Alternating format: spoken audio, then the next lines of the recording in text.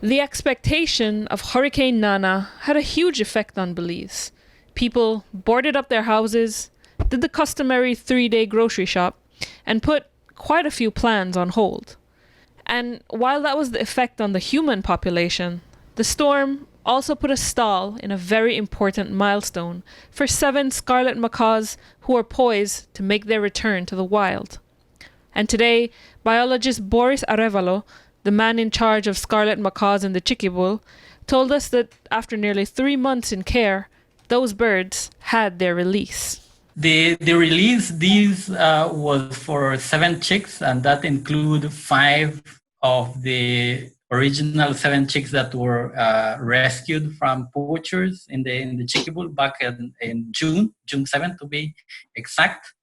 So 5 of those made it throughout through the whole release program, plus 2 that we extracted from natural cavities because they required veterinary care, and they ended up with the other rescued or confiscated chicks. So it was 7 in total.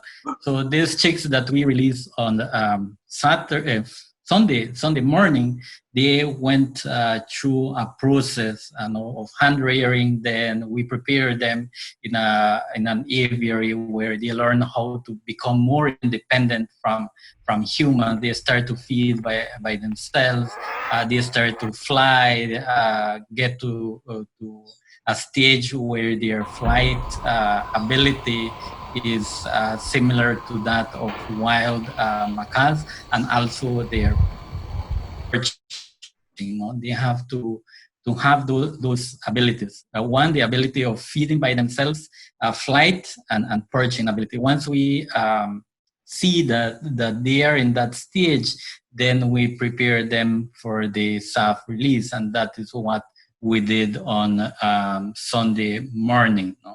So the release is like their graduation day. And while the macaws are technically on their own, they haven't been abandoned by the FCD. While they are in the aviary, they don't have the full ability to forage by themselves.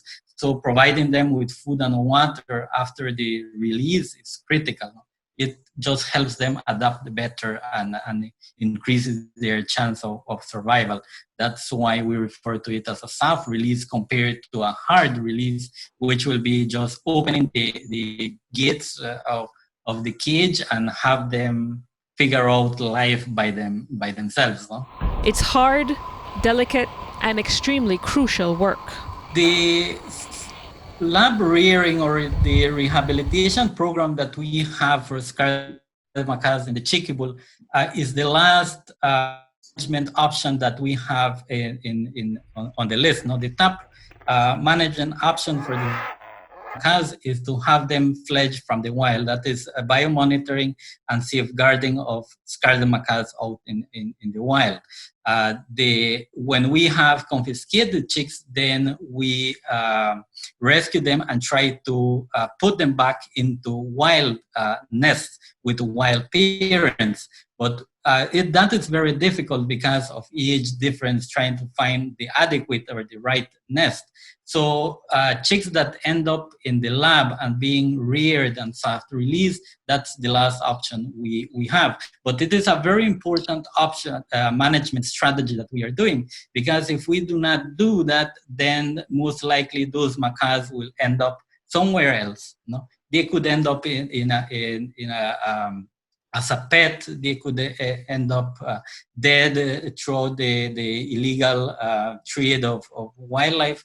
And so every scarlet macaw that we manage to put into the wild population, I think it is contributing to the overall conservation of the species, because in Belize we have around an estimated total of no more than 350 wild individuals. So if we can add 1 more, and in this case we added 7 more, that is a huge boost to the natural population.